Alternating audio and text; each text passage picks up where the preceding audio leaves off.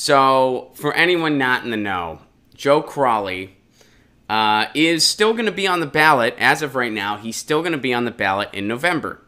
Now, this is after he told Ocasio-Cortez, he supported her, that the Democratic Party needs unity, and that she was born to run. He played the Bruce Springsteen song, Born to Run, for Ocasio-Cortez. Interestingly enough, Bruce Springsteen, I bet you anything, would probably have voted for Ocasio-Cortez over Joe Crowley. So that's big of him. It seemed like he was being very humble and very gracious in his defeat.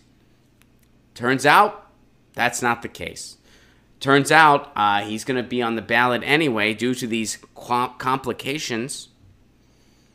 And he's essentially, in a very sneaky way, mounting a third-party run. That's essentially what he's doing. And he's not being transparent about it. He's being shady about it. And he's a liar. It looks like right now he's lying. And it's very interesting that the party that claims to be for women and minorities and the working class is trying really, really hard to let an establishment old white guy screw over a 28-year-old Latina woman. A 28-year-old Latina woman who was a bartender a year ago, who worked her ass off to win that election fair and square. That's what they're trying really, really hard to do right now. Because the first priority of the Democratic Party is to screw over progressives and make sure progressive change doesn't happen, while simultaneously pleasing their donors in their gravy train. A little further down the road on their priority list is maybe beating a Republican or two. That's not the first priority. That's down the road. Because she won fair and square. She is inciting so much excitement, and they're trying to screw her over. That's what they're trying to do. They're trying to screw her over. So let's go and see what's really going on. Ocasio-Cortez highlights how third-party quirks can muddle elections. Right away, the headline makes it seem like she's complaining. They make it seem like this is about her, whereas all she did was she called out Joe Crowley's hypocrisy. That's what she did. Ocasio-Cortez calls out opponents' hypocrisy since he's trying to muddle the election via running a third party. Because that's essentially what he's doing. And, you know, establishment apologists are going to try to tie it up and put a bow on it. But, you know, we know a rat when we smell one. And that's what's going on here. All right, so we all know what Ocasio-Cortez is all about. We all know what she did. She beat him. So here's what's going on. The Working Families Party line was won by Mr. Crowley, who had secured that party's endorsement. Bill Lipton, state director of the Working Families Party, said he immediately reached out to Mr. Crowley's campaign to request that he vacate the line. Here's the deal. So during the primary, Mr. Crowley got the Working Families Party endorsement. And then he lost. So the Working Family Parties, they reached out to Mr. Crowley's campaign to basically ask him to let go of the endorsement so that they can give it to Ocasio-Cortez or just, you know, move it elsewhere, whatever. I mean, I'm assuming they're giving it to Ocasio-Cortez, obviously. And they ignored these requests. So the campaign declined. So because of that, he'll be on the ballot in November.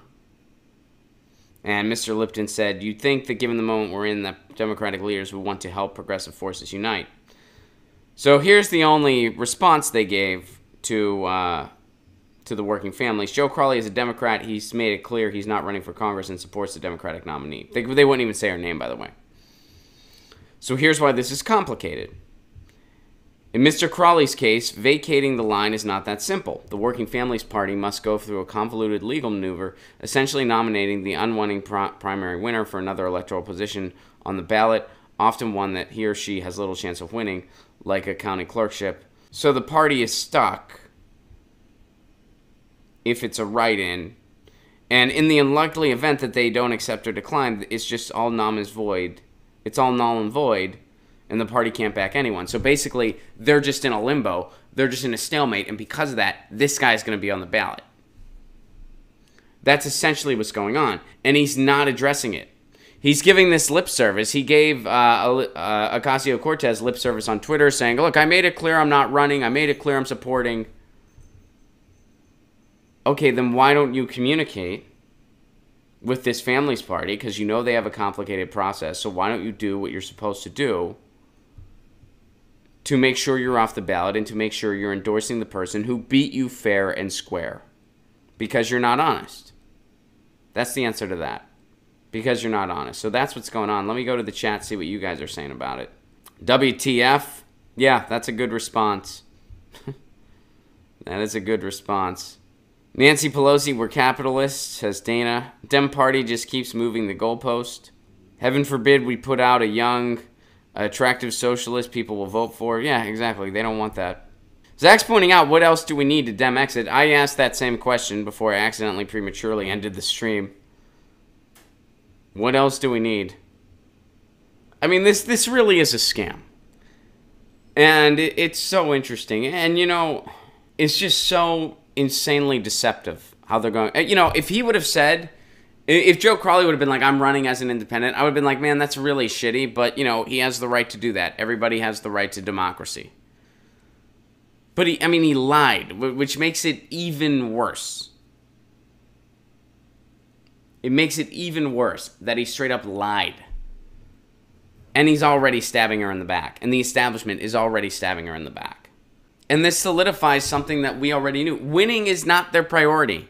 You have this 28-year-old Latina woman who is exciting so many people, who's motivating a movement behind her, who won another district as a write-in because she's so freaking popular. I mean, if she keeps up this momentum here at the beginning of her career, I don't think it's totally unrealistic to say she could run for president one day. I don't think that's unrealistic, given the start of her political career right here, if she keeps up this momentum. And what does the Democratic establishment do? They try to screw her as soon as they can. And they lie about it. And they're deceptive about it. And they're completely dishonest about it. I mean, if you're going to try to screw over a progressive, at least be honest about it. But no, they can't do that. Because they have nothing to run against her. When you stand for nothing, you can't be transparent about your political agenda. Because your political agenda is donors first, people last. That's your agenda. That's your platform. How many votes does that inspire? I'll tell you, 0. And this is just another example of why it's time to let the Democratic Party die. But tell me how I'm the one screwing over my allies. That it's me. That it's the people that are Dem exiting. That it's the Green Party. That it's progressives. That it's Tim Canova. That it's whoever else. And not the establishment people that are trying to put their thumb on the people that are really becoming a mobilizing force. That are giving credibility to a party that I think we should let die in the water. Because I think it is beyond repair. Now, there's a lot of great progressives Dem entering. I will cast a vote for those candidates. But I think in the long run, the strategy of Dem entering is the wrong one. Right now, we don't have a choice. Right now, there's not that much of a choice. In many, for instances. Not in every, for instance. And there's a lot of people running Green Party that I'm thrilled about. I hope they win. I hope Kenneth Mejia wins. But right now, there's a lot of situations where you don't have much of a choice. You kind of need to Dem enter right now. I wish the Convergence Conference had gone differently.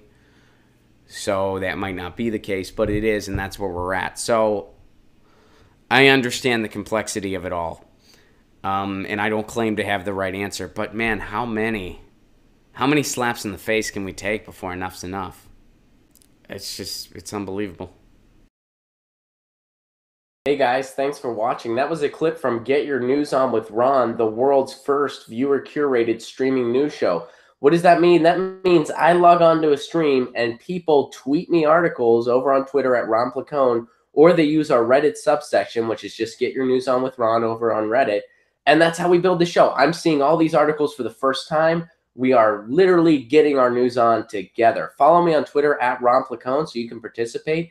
And this show streams live every Tuesday through Friday at 10 a.m. Pacific Standard Time. So please do tune in.